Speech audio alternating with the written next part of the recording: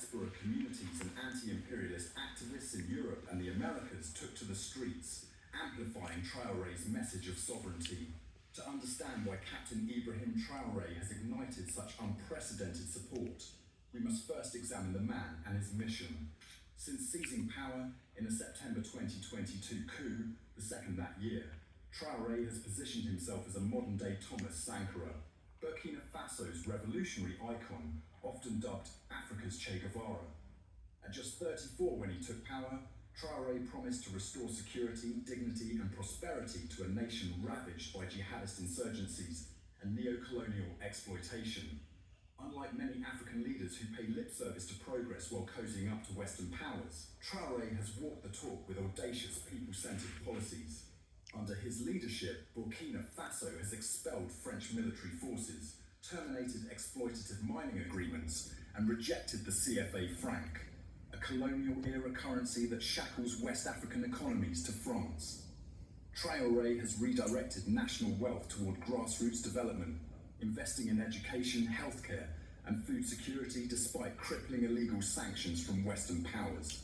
His nationalization of Burkina Faso's gold reserves, a move that enraged General Langley, ensures that the country's resources benefit its people, not foreign corporations.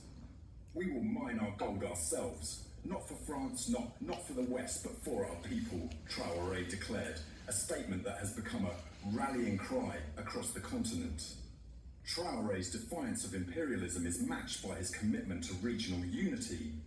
As a key architect of the AES, he has forged a confederation with Mali and Niger, all of which have expelled French troops and prioritized African solutions to African problems.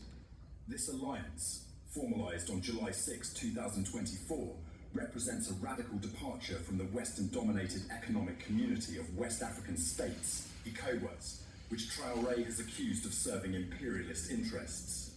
His vision of a new Africa, free from imperialism and neo-colonialism, resonates deeply with a generation of Africans disillusioned by leaders who prioritize foreign approval over domestic progress. But it's not just policy that endears Traoré to the masses. It's his authenticity. A shy schoolboy turned counter-terrorism captain, Traoré is a man of the people, often seen in military fatigues rather than the opulent suits favoured by Africa's political elite. His speeches are direct, unfiltered, and laced with the truths that pierce the veil of neo-colonial deceit. This continent has suffered and continues to suffer from the fire of the imperialists, he declared at the AES summit in Niamey, Niger on July 6, 2024. Such words are not mere rhetoric, they are a call to action, galvanizing Africans to reclaim their destiny. The outpouring of support for Traoré has cast a harsh spotlight on African leaders, many of whom are now grappling with embarrassment and fear. The sight of their own citizens marching for a foreign leader, while ignoring or openly criticizing their own presidents, is a public relations disaster and a stark indictment of their failures.